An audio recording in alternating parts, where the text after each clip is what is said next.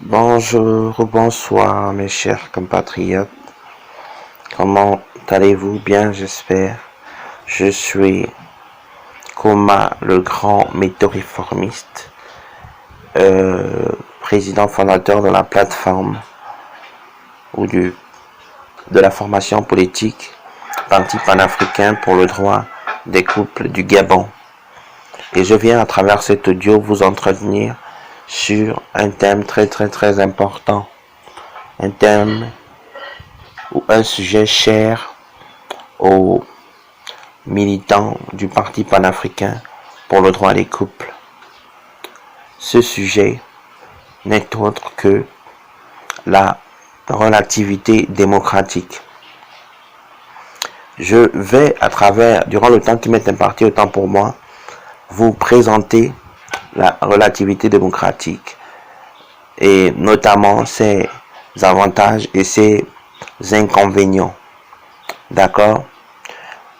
Mais avant que de vous présenter la relativité démocratique, il sera d'abord question pour moi de vous présenter trois concepts ou trois doctrines très importantes. D'accord? Ou trois doctrines très importantes à cerner ou à saisir, et encore à comprendre pour les militants et militantes du Parti panafricain pour le droit des couples. La première doctrine ou le premier concept que je vais vous présenter n'est autre que la dictature sainte. À côté de cela, nous aurons la médiocratie et la serpentocratie. D'entrée de jeu, que peut-on dire concernant la dictature sainte, la médiocratie et la serpentocratie? Déjà, mes chers compatriotes, il est important de comprendre une chose s'agissant ou concernant ces trois concepts fondamentaux pour les acteurs du Parti panafricain pour le droit des couples. C'est que, à nos yeux, la dictature sainte est strictement positive. La médiocratie est nulle et la serpentocratie strictement négative. Je répète, nous croyons au sein du Parti panafricain pour le droit des couples que la dictature sainte est strictement positive. J'insiste là-dessus. La médiocratie peut être considérée comme nulle et la serpentocratie comme strictement négative. Mais déjà, c'est quoi la dictature sainte, mes chers compatriotes? Ou qu'est-ce que vous devez comprendre par la dictature sainte? Déjà, pour définir, la dictature sainte est un système politique dans lequel le pouvoir absolu émanant de Dieu est concentré sur un seul homme, un seul couple qui l'exerce ou qui exerce ce dernier sur le reste de la création. Je répète, la dictature sainte est un système politique dans lequel le pouvoir absolu émanant de Dieu est concentré sur un seul homme, un seul couple qui l'exerce sur le reste de la création. Encore une fois, la dictature sainte est un système politique dans lequel le pouvoir absolu émanant de Dieu peut être concentré sur un seul homme ou un seul couple qui l'exerce ou qui exerce ce dernier sur le reste de la création. Mes chers compatriotes, pour approfondir, il est important de comprendre qu'une dictature sainte a à sa tête un dictateur saint qui a à ses côtés une seule épouse. D'accord? Je m'explique. Selon la Bible, mes chers compatriotes, le premier dictateur saint connu est Adam, qui a eu à ses côtés, d'accord, dès la création, Ève, sa femme. Mes chers compatriotes, la Bible nous enseigne que le premier homme créé par Dieu, appelé Adam, a été créé à l'image de Dieu. Ça, c'est de 1. De même que sa femme, qui fut en réalité la première dame de l'histoire de l'humanité, a été créée à partir de la côte d'Adam, sinon de la côte de l'homme. Mes chers compatriotes, il est important de comprendre que le premier homme qui avait été créé par Dieu, créateur de l'univers, du ciel et de la terre, du temps, mais aussi de tout ce qui existe, était parfait en tout point, car il était à l'image de Dieu. On dit dans ce cas-là, mes chers compatriotes, que Dieu, on dit dans ce cas-là, autant pour moi, que l'homme était saint. Il n'avait donc encore point commis de péché. Ça, c'est une évidence. L'homme était en ce sens en accord avec Dieu, de qui il était proche et qui lui avait établi sur l'ensemble de la création en qualité de dominateur absolu. Mes chers compatriotes, l'homme se devait donc ainsi de dominer sur tous ceux qui tenteraient de prendre le dessus sur lui et qui tenteraient de le détourner de la voie royale et honorable tracée par Dieu le Père. L'homme, mes chers compatriotes, devait prendre le dessus en ce sens sur la femme à ses côtés, ou pouvait prendre le dessus sur la femme à ses côtés, mais aussi sur les races de vipères qui avaient de mauvais desseins pour celui qui est considéré aujourd'hui comme le premier chef d'État de la première République. Nous avons cité Adam. Mes chers compatriotes, Adam, qui fut le premier dirigeant de la nature humaine, n'avait pas vocation en ce sens à se laisser diriger, car il était porteur d'autorité et de pouvoir directement acquis du divin. Est-ce que quelqu'un me comprend? Oui, car il était porteur d'autorité et de pouvoir directement acquis du divin. Aussi, mes chers compatriotes, nous disons qu'Adam, dont nous descendons tous vraisemblablement, en plus d'avoir le droit de vivre sa sanctification au jardin d'Éden, avait le devoir de prendre et de manifester son autorité face à toute chose ou à tout animal créé par Dieu. Mes chers compatriotes, Adam, qualifié en ce temps-là de saint, se devait donc d'exercer une fonction autoritaire absolue.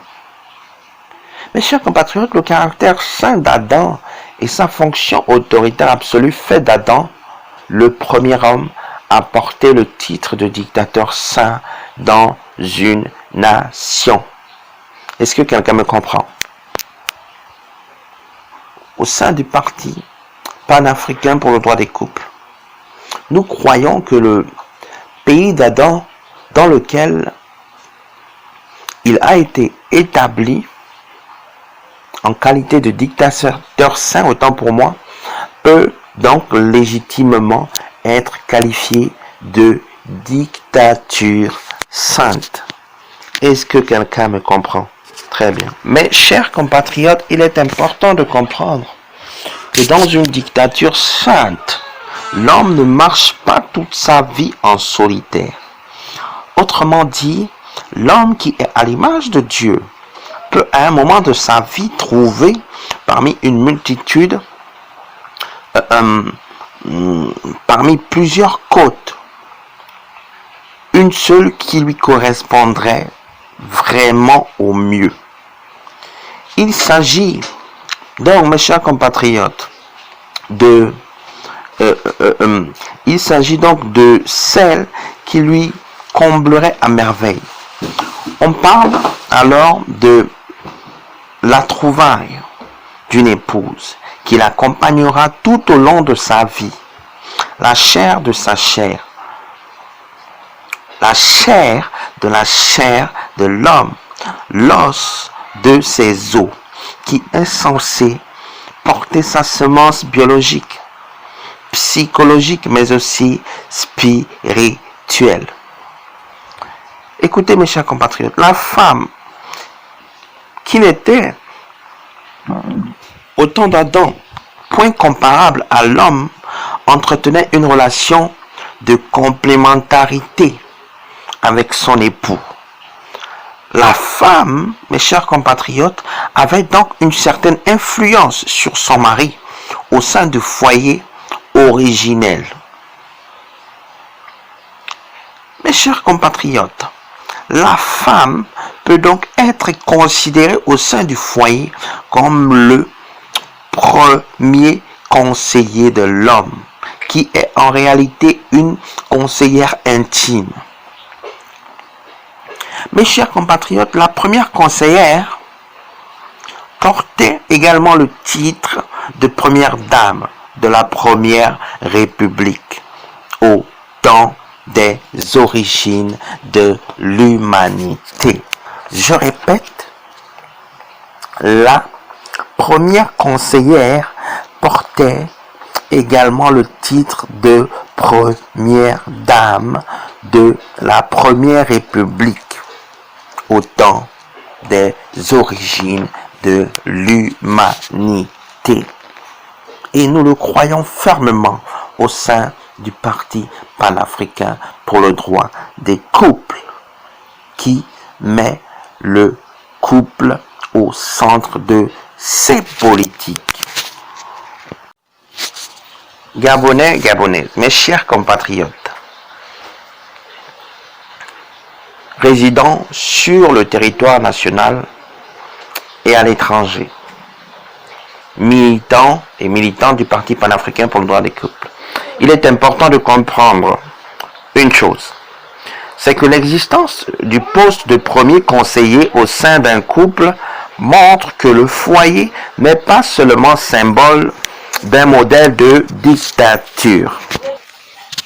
Je répète, l'existence du poste de premier conseiller au sein du couple montre à plus d'un titre que le foyer n'est pas seulement symbole d'un modèle de dictature. Il n'est pas seulement le symbole d'un modèle de dictature, mais l'existence du premier conseiller démontre à plus d'un titre, mes chers compatriotes, que la première institution de la famille, qui est le couple, est aussi un modèle de démocratie, car le pouvoir au sein du foyer est partagé entre l'homme, qui n'est pas comparable à la femme, et sa femme, qui est, quant à elle, complémentaire à lui.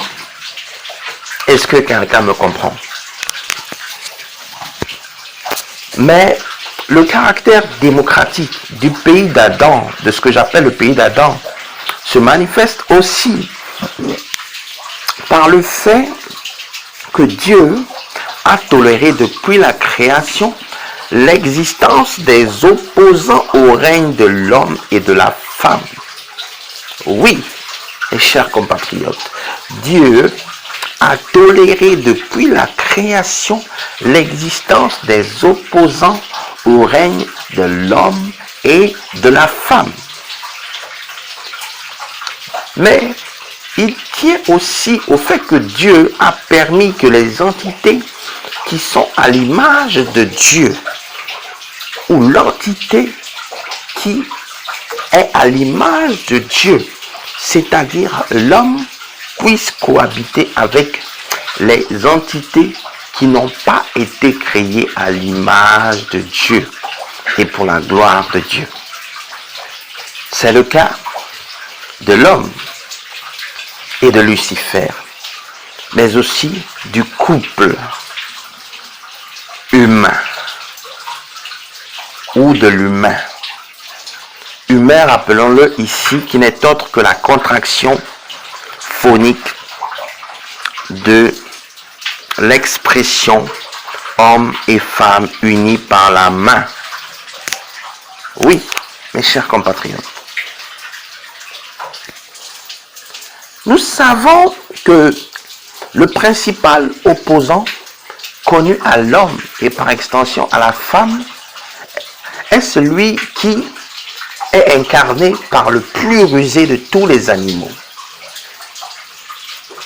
Le plus rusé de tous les animaux, mes chers compatriotes, est le serpent qui a séduit Adam et à travers, qui a séduit Ève surtout, et à travers Ève a soumis l'homme à la tentation, a semé le doute dans l'esprit de ce dernier avant de l'emmener à désobéir à Dieu. Vous savez, l'action de celui que l'on peut adroitement qualifier de race de vipère et qui est porteur d'un pouvoir maléfique a conduit Adam et sa femme à la chute. Mais par cet acte de chute, il a aussi favorisé la déchéance de l'humanité tout entière sur plusieurs générations. Ainsi, par la faute du premier couple, le mal incarné s'est invité dans nos vies et dans la vie de nos enfants. Satan en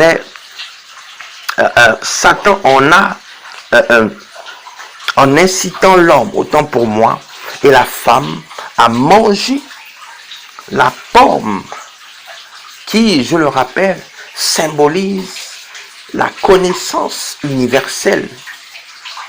Donc en emmenant l'homme et la femme à manger la pomme au milieu du jardin, a fait passer le premier couple de l'ascension à la chute et de la gloire à la déchéance, mais surtout de la vie éternelle à la mort charnelle ou à une mort charnelle irréversible. Vous savez, mes chers compatriotes, le serpent, je répète, le serpent ou celui qui est considéré comme la race de vipère avait comme principale arme à cette époque-là, et même au temps où on parle, la ruse. Le serpent, en combattant la destinée de l'homme, a combattu la dictature sainte qui est strictement positive, mais aussi la démocratie relative qui est plus ou moins bien. Le serpent, mes chers compatriotes, en créant une distance entre Dieu et le premier couple représenté par Adam et Ève, avait comme ambition d'instaurer son propre système politique qui n'est autre que la serpentocratie. Je répète, le serpent, en créant une distance entre Dieu et le premier couple représenté par Adam et Ève aux origines, avait comme pour ambition d'instaurer son propre système politique qui n'est autre que la serpentocratie. Mais la serpentocratie, mes chers compatriotes, qu'est-ce que c'est? Ou qu'entend-on par le concept de serpentocratie?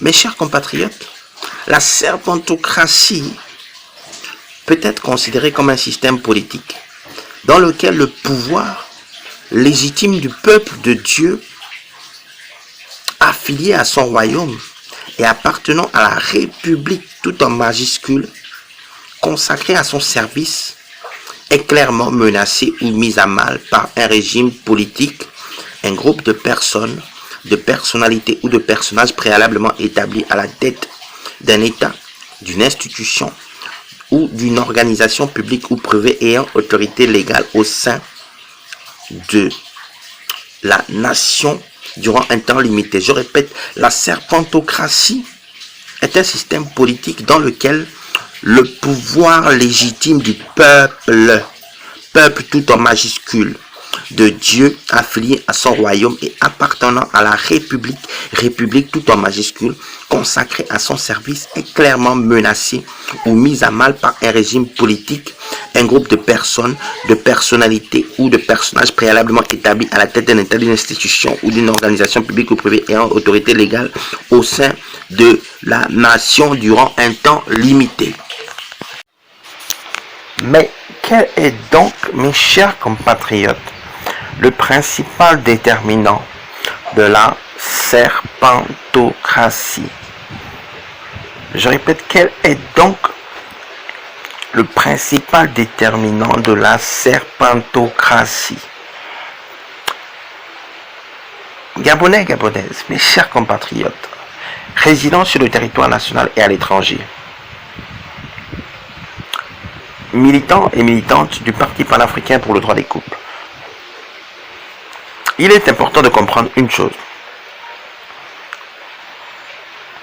C'est que le principal déterminant de la serpentocratie, si l'on s'en tient à la Bible, est la ruse. Je répète, le principal déterminant de la serpentocratie est la ruse. Vous savez, mes chers compatriotes, à l'origine, la serpentocratie peut être considérée comme strictement négative. Pourquoi donc? Tout simplement parce qu'elle s'oppose à la dictature sainte qui, elle, est considérée comme strictement positive. Je répète, à l'origine, la serpentocratie est strictement négative. Tout simplement parce qu'elle s'oppose au concept de dictature sainte qui, lui, est strictement positive. La serpentocratie est, en ce sens, le principal point d'accès à ce que nous appelons la médiocratie. Je répète, la serpentocratie est à l'origine le principal point d'accès du système politique que nous appelons la médiocratie. Mais qu'est-ce que c'est la médiocratie? Pour faire simple, la médiocratie est un système politique dans lequel le gouvernement est entre les mains des médiocres. Je répète, la médiocratie est un système politique dans lequel le gouvernement est entre les mains des médiocres. Mais qu'est-ce qui fait la particularité d'une médiocratie, mes chers compatriotes, militants et militantes du Parti panafricain pour le droit des couples? Il est important de comprendre, ou vous devez tout simplement comprendre ceci concernant la médiocratie, ou concernant le système politique que l'on appelle la médiocratie. C'est que dans une médiocratie, on accède généralement au pouvoir par la rue. Je répète, l'une des particularités d'une médiocratie, c'est qu'on accède généralement au pouvoir par la rue. On dit, mes chers compatriotes, que la médiocratie est un système politique pour les nuls. Mais encore que les hommes et les femmes qui encouragent son instauration ou œuvrent à sa pérennité dans la nation peuvent être considérés comme des nuls. Autrement dit, la valeur des partisans de la médiocratie dans la nation est égale ou proche à 0. Mes chers compatriotes, il est important de comprendre que les partisans ou est partisan de la serpentocratie toute personne, personnalité ou personnage qui met une organisation intelligente au service du mal. Je répète, est partisan de la serpentocratie, à l'image du serpent au jardin d'Éden,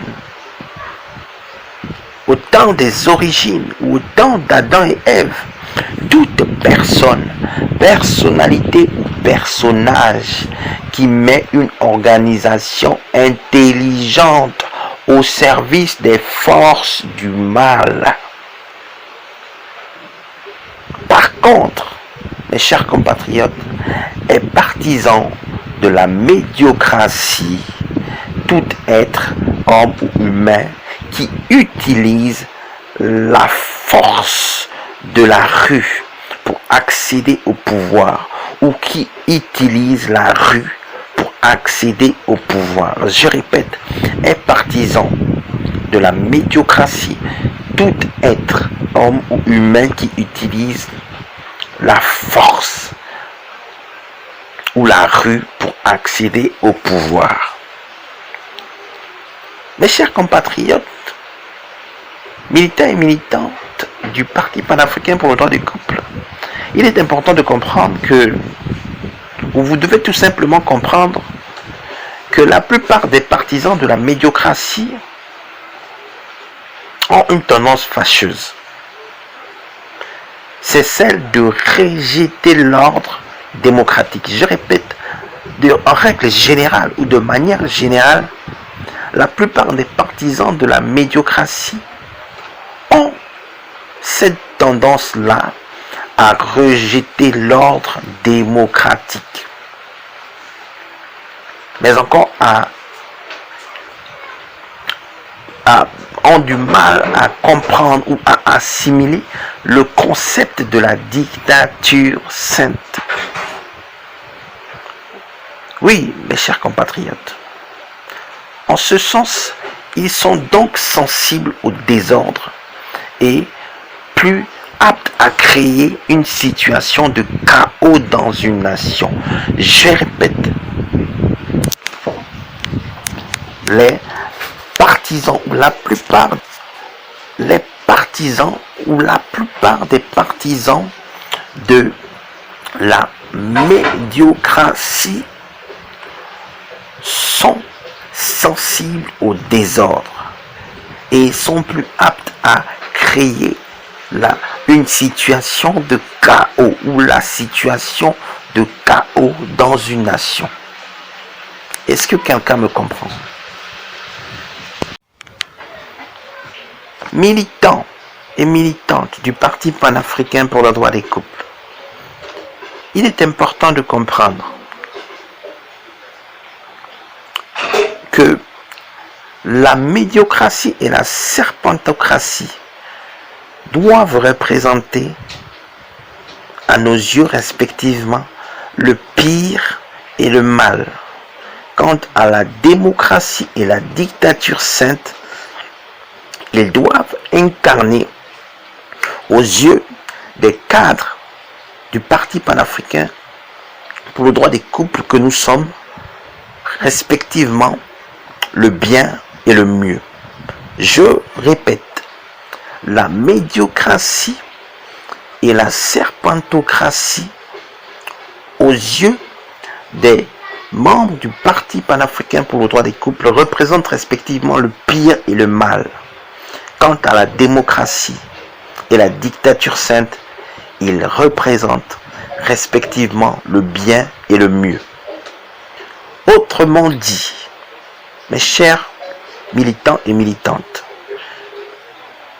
À nos yeux et dans notre cœur, choisir la médiocratie, c'est choisir le pire, alors que choisir la serpentocratie, c'est choisir le mal. Parallèlement, choisir la démocratie, c'est faire le choix du bien. Mais choisir la dictature sainte, c'est opter pour le mieux.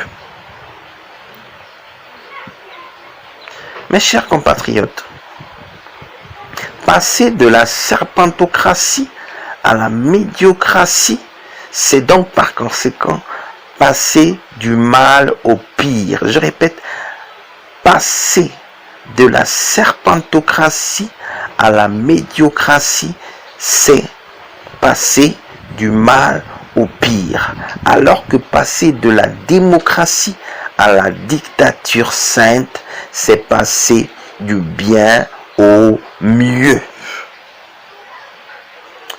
Mes chers compatriotes, militants et militantes du Parti panafricain pour le droit des couples,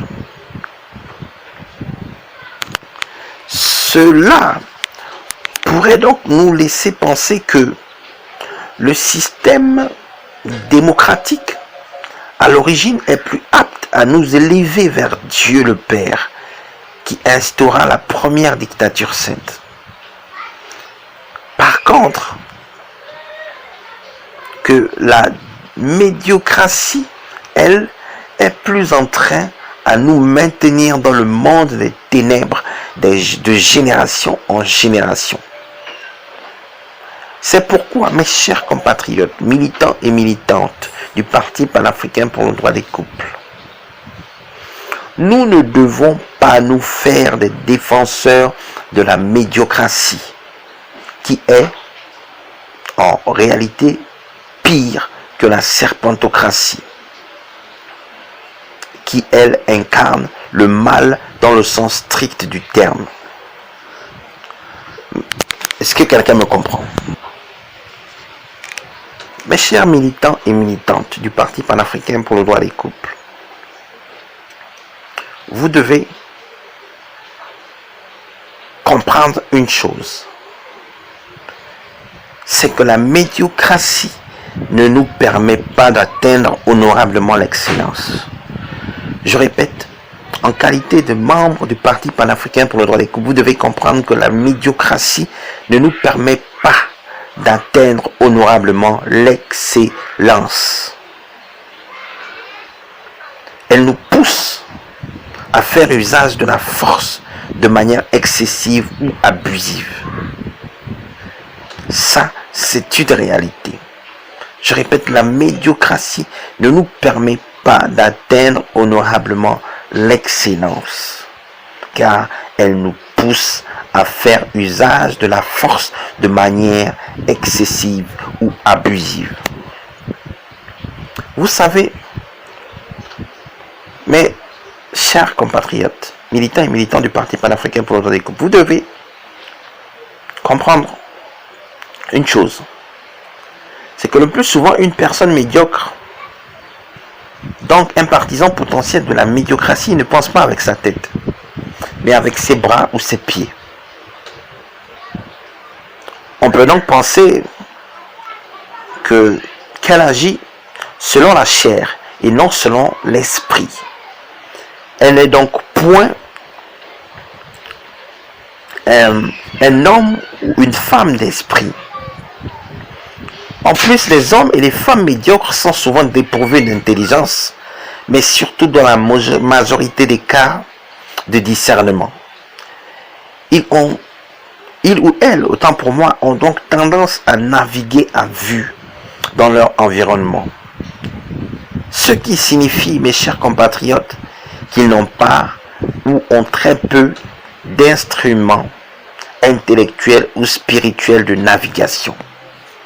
D'où nous disons, mes chers militants et militantes du Parti panafricain pour le droit des couples, que les hommes et les femmes médiocres qui appartiennent au monde des ténèbres sont loin de Dieu. Mais encore, sont plus facilement manipulables que les partisans de la démocratie qui, eux, appartiennent en principe au monde de la lumière. Mes chers compatriotes, militants et militantes du Parti panafricain pour le droit des couples, vous devez également comprendre que les hommes et les femmes médiocres sont souvent manipulés par les esprits les plus rusés et à de mauvaises fins. Je répète, les hommes et les femmes médiocres sont souvent manipulés par les esprits les plus rusés et à de mauvaises fins. Est-ce que quelqu'un me comprend? Vous savez, j'ai pour habitude de dire et de penser que le véritable problème des hommes et des femmes médiocres, ce n'est pas en réalité leur tendance à faire usage de la force, mais c'est plutôt leur méconnaissance de Dieu ou leur ignorance flagrante qui réconforte leur incapacité à enseigner, mais encore à tenir des débats constructifs. Mes chers compatriotes, militants et militantes du Parti panafricain pour le droit des couples, vous devez comprendre que les hommes et les femmes médiocres sont souvent reconnus par leur incapacité à dialoguer de manière ouverte et non violente. Que les hommes et les femmes médiocres, en général, ne peuvent pas réussir dans la vie avec Dieu, car ils vivent dans les ténèbres et refusent d'en sortir. Ils sont mis en scène, ces hommes et ces femmes médiocres, dans l'allégorie de la caverne de Platon, qui les perçoit comme des hommes et des femmes vivant dans une caverne ou une grotte et qui n'ont jamais vu la lumière du jour, qui symbolise en réalité la véritable connaissance universelle. Mais ils sont également représentés dans la théorie de la caverne extensive comme les occupants du monde sensible, encore appelé le 1/3 du monde ou le 1/3 monde. Le 1/3 monde, mes chers compatriotes, est selon les métaux réformistes que nous sommes, ou que je suis, un regroupement qui a en son sein des pays dits sous-développés, d'accord, ou en voie de développement.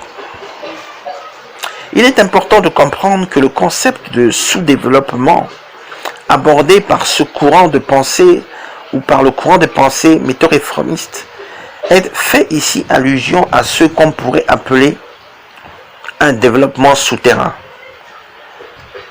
un développement de seconde zone ou un développement marginal. Mes chers compatriotes, le développement souterrain doit être compris comme un développement qui n'est pas ou est très peu compétitif. Son manque de compétitivité en ce sens est dû dans la majorité, d'accord, des cas au système politique utilisé qui généralement porte préjudice aux acteurs des économies des nations.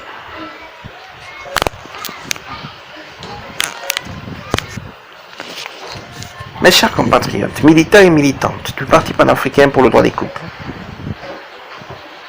il est important de comprendre que dans l'état de droit, il est préférable d'opter pour un système démocratique dont l'issue électorale est déterminée par la voie des urnes. que pour la médiocratie qui favorise. Mais qu'est-ce qui fait donc la différence entre ce que nous appelons ici la dictature sainte et la démocratie universelle? Mes chers militants et militantes du Parti panafricain pour le droit des couples, vous devez comprendre que la principale différence entre la démocratie universelle et la dictature sainte est que la dictature sainte, vraisemblablement, est absolument positive, alors que la démocratie universelle, elle reste relative. Je répète, la principale différence entre la démocratie universelle et la dictature sainte est que la dictature sainte est absolument positive, alors que la démocratie, elle, est véritablement relative. Mes chers compatriotes, militants et militants du Parti panafricain pour le droit des couples, on parle alors de dictature sanctifiée pour parler des dictatures saintes et de relativité démocratique pour parler de démocratie relative. Mais comment comprendre en réalité le concept de relativité démocratique, autant pour moi? Gabonais, Gabonaises, mes chers compatriotes résidant sur le territoire national et dans la diaspora, militants et militantes du Parti panafricain pour le droit des couples, pour bien comprendre le concept de relativité démocratique, il convient, dans un premier temps, de définir la notion de relativité ainsi que la notion de démocratie. Je répète, pour bien comprendre le concept de relativité démocratique, il convient de définir les notions de relativité et de démocratie. Commençons par la notion de relativité. La relativité, mes chers compatriotes, renvoie à un caractère relatif. Un fait relatif est un fait qui relève à la fois du positif et du négatif. D'où nous disons que ce qui est relatif n'est pas absolu. Je répète, nous disons que ce qui est relatif, ou nous devons comprendre que ce qui est relatif n'est pas absolu. Autrement dit, la démocratie n'a pas que des côtés positifs. La démocratie n'a pas que de bons côtés, mais elle a aussi de mauvais côtés. Pour parler de relativité démocratique.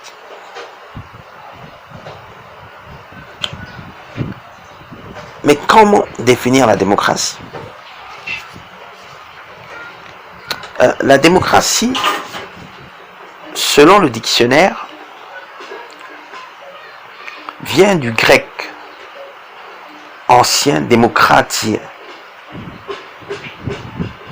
qui est la combinaison de démos, qui signifie territoire, de dachia partagé, puis de peuple, en tant qu'ensemble de tous les citoyens de la cité, et kratéa, qui signifie commander. La démocratie désigne à l'origine un système ou un régime politique dans lequel tous les citoyens participent aux décisions politiques, au moins par le vote.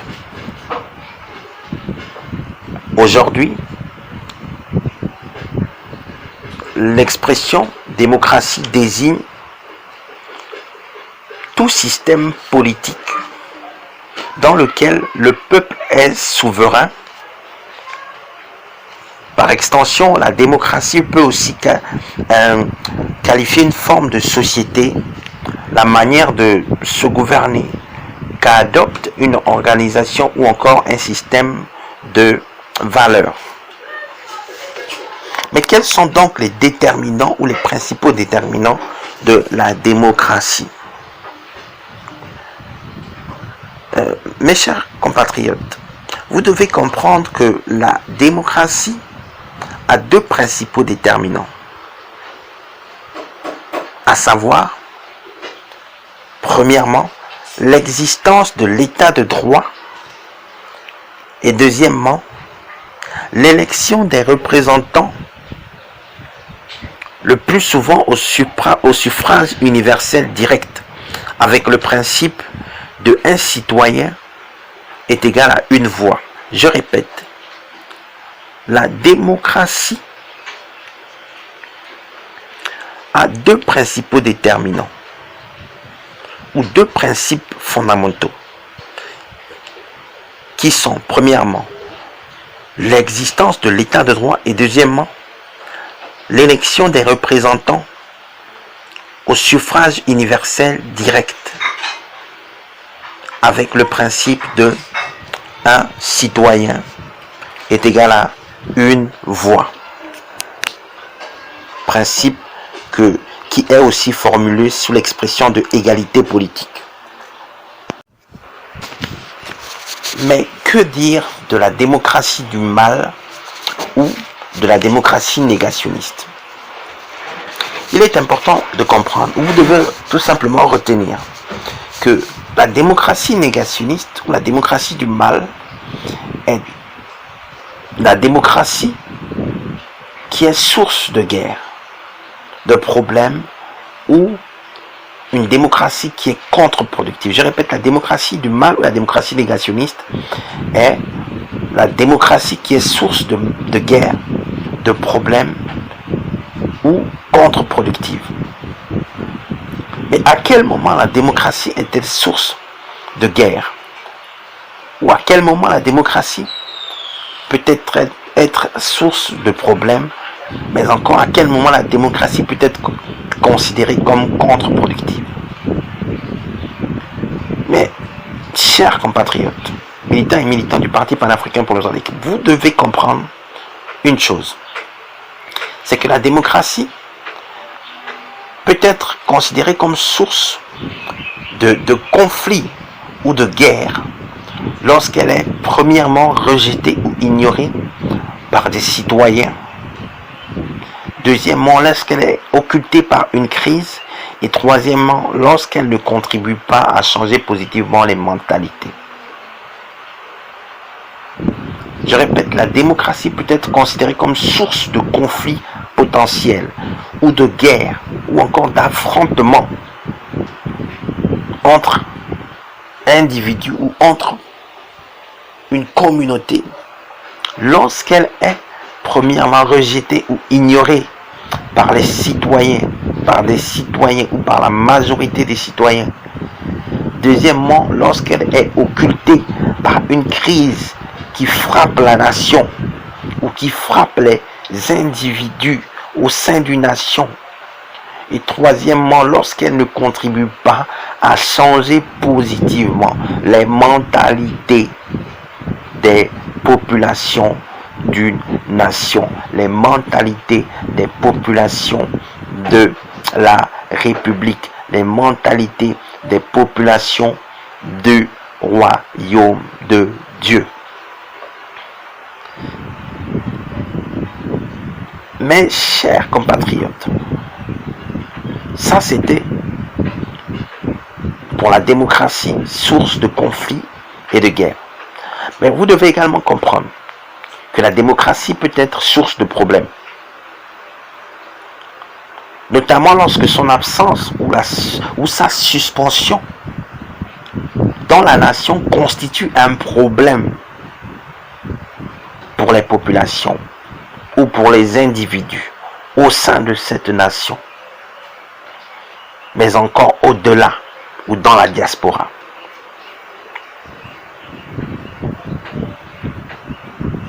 La démocratie ou l'absence de la démocratie ou sa suspension dans une nation, mes chers compatriotes, est une situation qui peut notamment conduire à la chute d'un peuple.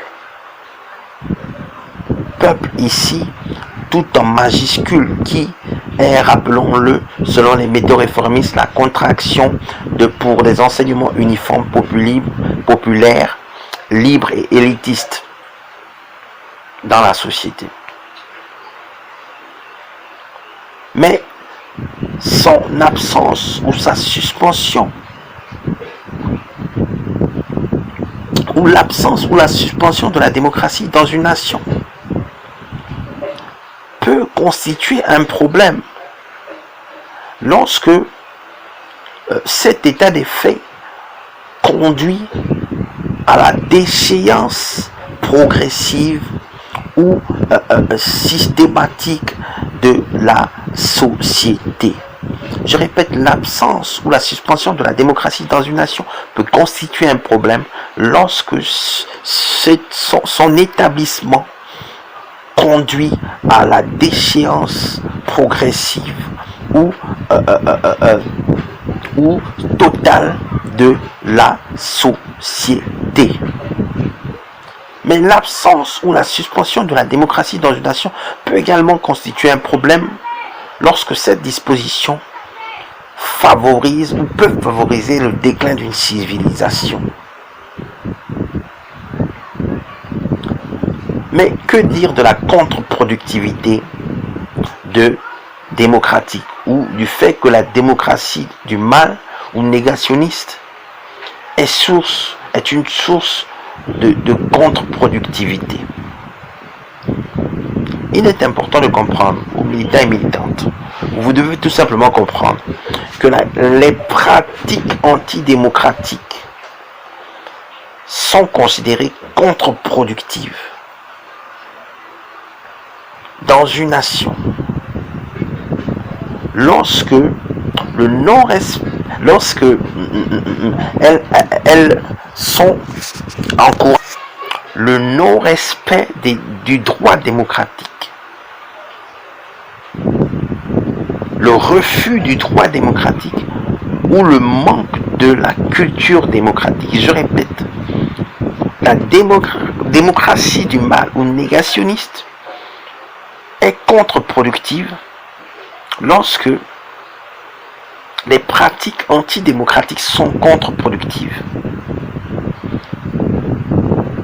Les pratiques, je répète, la démocratie du mal ou négationniste est contre-productive lorsque les pratiques antidémocratiques dans une nation sont, elles, source de contre-productivité. Contre-productivité qui se caractérise par le non-respect du droit démocratique, contre-productivité qui se caractérise par le refus du droit démocratique par les populations ou par un gouvernement en place, mais également qui se caractérise par le manque de culture démocratique au sein d'une société ou au sein d'une nation. Est-ce que quelqu'un me comprend? C'est cela dont il s'agit lorsque nous parlons ici de relativité démocratique. C'est cela dont il s'agit lorsque nous parlons ici de la démocratie, source de bien, mais également de la démocratie, source de mal. Est-ce que quelqu'un me comprend? Et il était important pour moi de vous présenter ce concept. Il était important pour moi en qualité de leader de la formation politique Parti panafricain pour le droit des couples, on a abrégé Papa Drokou, de vous présenter non seulement le concept de dictature sainte, d'accord, qui est strictement positive, d'accord, mais aussi le concept de démocratie qui est relative, mais encore les concepts de médiocratie et de serpentocratie qui sont respectivement strictement négatives et tout simple, nul et strictement négative autant pour moi. Il était important de vous présenter cela, de vous présenter la démocratie comme un élément relatif, de vous présenter la médiocratie comme un système politique nul, de vous présenter la serpentocratie comme un système politique strictement négatif, mais encore de vous présenter la dictature sainte comme un système politique absolument positif. Tout cela pour que vous compreniez réellement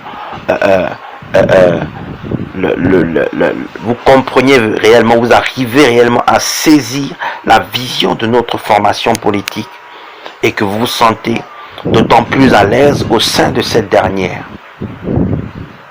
Est-ce que quelqu'un me comprend? Sur ce, je vais tout simplement inviter chacun et chacune à repartir dans la paix, dans leurs occupations quotidiennes, mais encore inviter chacun et chacune à toujours demeurer connecté à notre parti de prédilection qui n'est autre que le Parti panafricain pour le droit des couples. Sur ce, je vous dis tout simplement au revoir, bye bye et à la prochaine, mais surtout que Dieu vous bénisse.